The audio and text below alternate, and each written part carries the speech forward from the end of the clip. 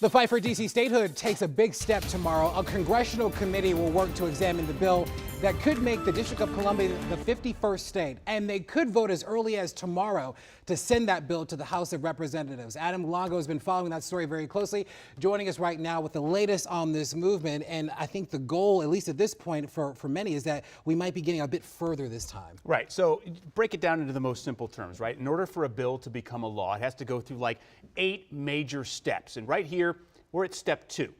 But this is still big because the D.C. statehood movement hasn't seen step 2 in 26 years. Following the State of the Union last week, I talked to the second most powerful member of the House, Majority Leader Steny Hoyer, about the D.C. statehood bill. D.C. statehood, will the House vote on D.C. statehood this year? Yes, we're going to bring that up in the near term. Before the summer, D.C. statehood bill will be on the floor. Very frankly, the failure to give U.S. citizens who live in the District of Columbia precluded from voting. We're the only capital in the free world that doesn't allow its citizens to have a voting member of the Parliament, or in this case the Congress, in the world. All right, let's now back up to step 1 in this whole process. This is video from last September. So step 1 is a bill gets introduced in the House and then it gets assigned to a committee. So this is the House Oversight Committee discussing the D.C. statehood bill.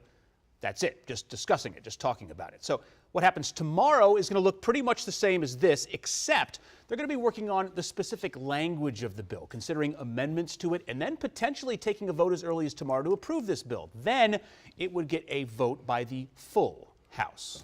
All right, no doubt that this is still a very contentious and partisan issue. Yeah. So from the meeting that you went to, I believe, in last September, what is the main issue with Republicans backing D.C. statehood? Right, so 2 main arguments when it comes to the D.C. statehood bill, or making D.C. a state, as it were. The first of which is the Republican argument is they say, look, it takes a constitutional amendment to do this because of all the states, D.C. is the only one that's mentioned in the Constitution. So they're saying constitutional amendment. 2/3 of the House and Senate, then you got to go to 2/3 of the state as well. Where Democrats are saying, look, you simply just need a majority vote in the House because all of the other states that are part of the United States, that's all it took for them to be admitted to the Union, was a majority vote in the House and Senate.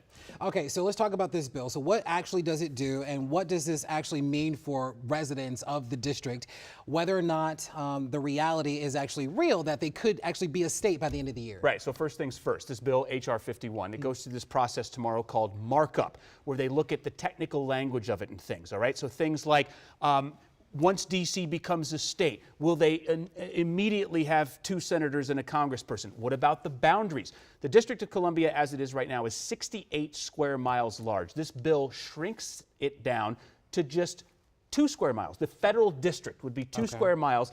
Douglas Commonwealth, which is the proposed name of the new state, would be 66 miles. Where are the boundaries? How do you draw those? I'll give you just one for instance. Right now, the Trump Hotel on Pennsylvania Avenue is inside of the boundaries of the new Douglas Commonwealth.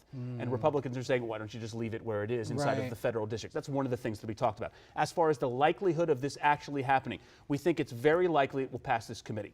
We think it's very likely it will get voted out of the House. It runs into the roadblock in the Republican-controlled Senate. Now, as for the president, he has never come out firmly against D.C. statehood, but it's got to pass Mitch McConnell, the Senate Majority Leader, before it goes through. I think the very likelihood that this bill gets past the House is right, and that it's likely to happen, but I think it's going to run into a roadblock. And Mitch McConnell's talked about it before, that he is not for D.C. statehood. It's not a starter, not even anything he'd bring to the floor. It would need more than 50 senators to bring it to the floor. So the fight continues. Yep. All right, Adam, thank you so much. We appreciate it.